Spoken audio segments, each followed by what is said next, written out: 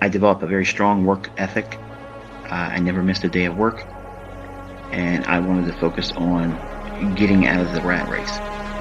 At 20 years old, I was thinking to myself that I wanted to be retired at the age of 40.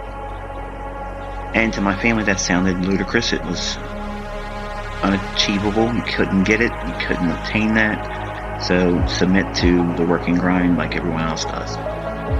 And that created a sense of anxiety in me to the degree where I was not going to relent until I got myself to the position where I wasn't going to have to work for money. Because I felt working for money was a stupid waste of my time, it was a waste of my energy, and there was a lot better things to be doing than to go to work for someone else. They're never going to appreciate you, not to the degree they should, or that you would want them to. So basically, to have a job or go out into the workforce is rather stupid. So now I know some people are going to scoff at that and say, well, everyone needs to work, they have to have a job, they have to have the ends meet, if you will. And I agree. But that's not a destination. Now, unfortunately, most people create that as their final destination because of procrastination, fear of failure, failure to observe the realities of having the resources, whether you accept the fact that you do or don't. Everyone has resources. There's absolutely zero excuses why within 10 years anyone can retire. Now, I'm not saying that you are going to retire a multi-millionaire, but you could certainly find a way to replace your current income. Now, if you could do that, think about it. Isn't that really the definition of being rich? Now, I'm not saying super wealthy in elite status, but to be rich is you're not working for money anymore. So if you find a way to replace your current income, even if it never goes up, if you just made ends meet, that's rich. Now, some of you would disagree with that because your definition of rich or wealthy or affluent is going to vary from mine. But I'm telling you from a storyline, this is how I came up from this. I came from a very, very modest upbringing, very modest start. So it was a 20-year plan for me. Now, for most of you, you won't subscribe to that. 20 years is too long. Sorry, let me go to the next video. Let me go to another YouTube mentor. Let me see who's selling the system. Okay, give me a process of, give me in 1, 2, 3, give me the profits and wash, rinse, repeat.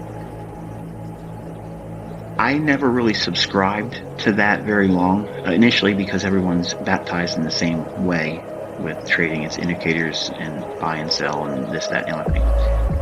But I found quickly that that wasn't the way to do it. And because I'm a very analytical person, I have a very technical approach to things. I'm methodical in a lot of ways, and I've always been that way. So if someone speaks to me, I'm always analyzing what's their alternative motive. What's their ulterior motive? And maybe there isn't one, but I'm always thinking that. I'm always trying to decipher, get to the root cause of problems, because that's where the solution resides. In the American society, we're trained to accept the problem and just grind through it. I don't subscribe to that view. I subscribe to the fact that there is an alternative solution to our present condition that is working too much for too little. So I had to submit to a long-term process because I had readily admitted that my aptitude for it was probably going to be insufficient. So therefore, I allowed myself up to the age of 40 years old before I would really consider myself proficient, success, whatever. Okay, so I was already building in a far and wide definition of success, and I gave it a long-term deadline.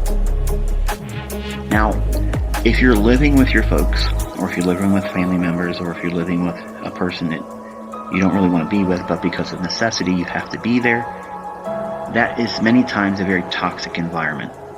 And when I began trading, I kept it quiet. I didn't tell anybody what I was doing because I already knew what the answer was going to be.